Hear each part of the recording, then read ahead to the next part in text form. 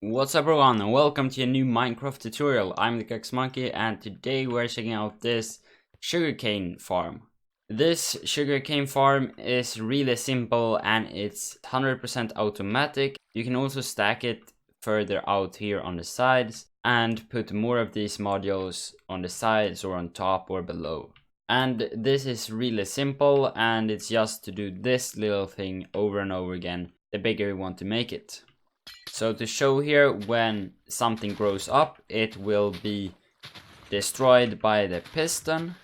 And you can see the crops will come at the floor. And the flaw in other designs that has just a water in middle is that you get quite a lot of loss, because a lot of drops get stuck on the sand. But on this design we have a hopper minecart and an on-off switch here. So now when this comes back again, you will see that these crops will be picked up.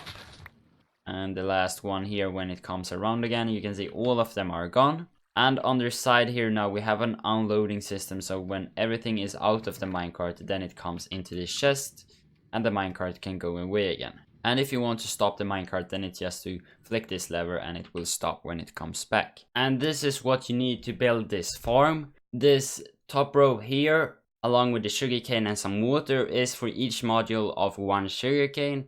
And the other blocks down here are just some extra blocks around for the rails to go on top and to power the rails and for the unloading system. And the pickaxe and axe along with the scaffolding are used while building. So first of all, we want to start to build where we want to have our rails. Because this is stackable for infinity in these directions, then you can make it as long as you want. As long as the minecart can go and pick up everything, go back, unload everything without anything despawning. So you may need to have extra unloading systems if you have a lot of sugarcane. But we start off like this. Start off by placing some redstone blocks for the powered rails. And we only need 2 of these because we don't need so many powered rails for this little area. Then choose where you want to have your unloading system. So for me, I'm going to have it here. And I built this out a little bit further because you need some extra of these powered rails here, so we don't get the rails connecting weirdly. So when you have done this much, then you can remove that one and replace that with a block instead. And then it's just to continue all these rails around. You could see what happened there. They can connect weirdly. And there we go. So this is everything.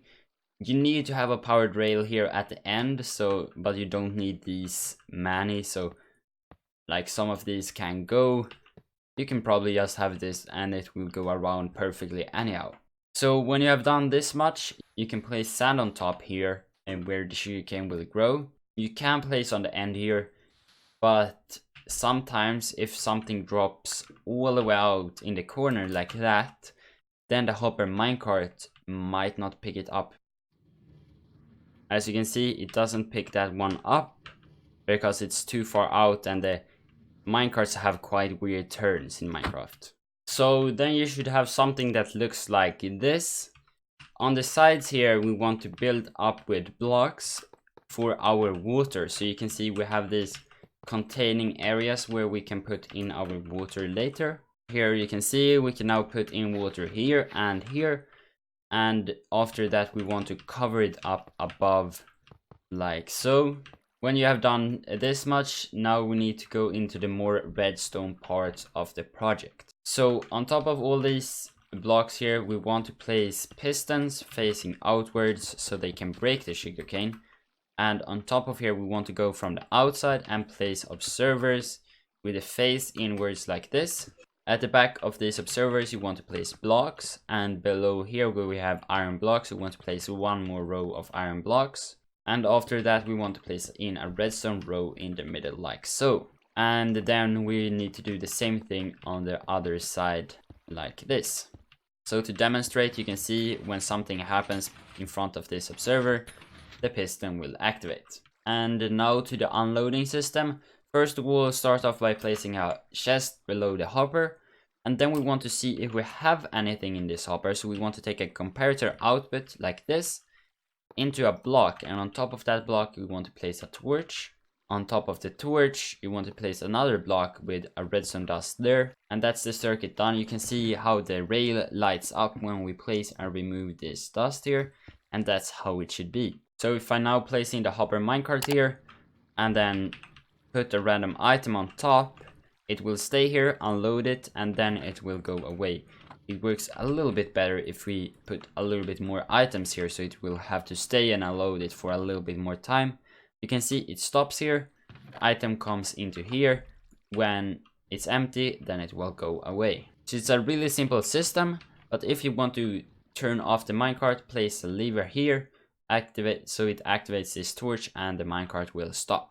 And after that you can cover up these sides here so you don't have any stuff that gets outside of the farm, and the same thing on top of here. But before you put stuff everywhere, we want to go in, place the bottom row of sugarcane, and then conceal everything, and this can start do its thing. However, I like to remove the iron blocks from this side and place it in with glass instead, so we can see inside. And you can make this quite nice into a wall if you want to. You can just replace everything like this, and we have a really nice looking farm in the wall. So I put the random tick speed a little bit higher, and you can now see the sugarcane are growing much faster, and you can see how this farm now works in action. When everything is broken, the minecart will go around and pick up the stuff like that, and we will get all our crops into this chest. And that is everything for today's video. If you liked it, then please leave a like and don't forget to subscribe so you not miss any more of these tutorials. And I will see you around later. So see you and goodbye.